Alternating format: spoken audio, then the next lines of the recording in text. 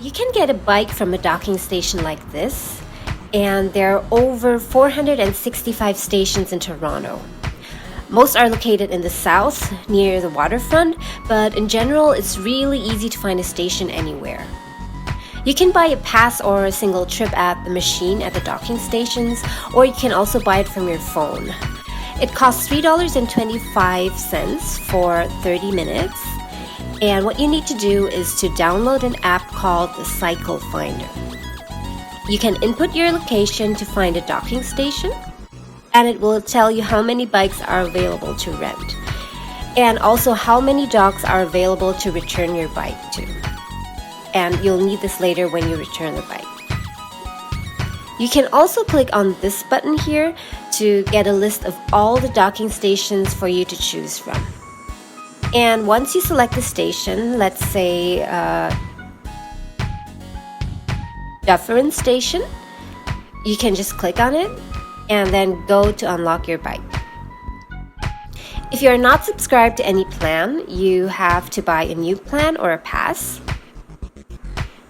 And here you can choose the number of bikes you want to rent, and also whether you want a single trip, 24 hours, or a 72-hour access pass.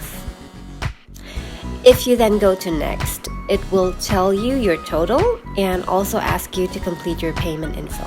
You will be given a code to unlock your bike, and you simply input the code into any of the pin pads at one of the docks which has a bike, and then you pull out the bike. It's really easy. One important thing to note though, bike share charges a security deposit of $20 per bike, which is charged to your credit card, and you'll only get it back after 5 to 10 business days. But if you're using a card from an international bank, then it can even take up to 30 business days, so just keep that in mind. And also make sure that you return the bike on time, because you will get charged if you go beyond the allotted time, and it's $4 for every additional set of 30 minutes.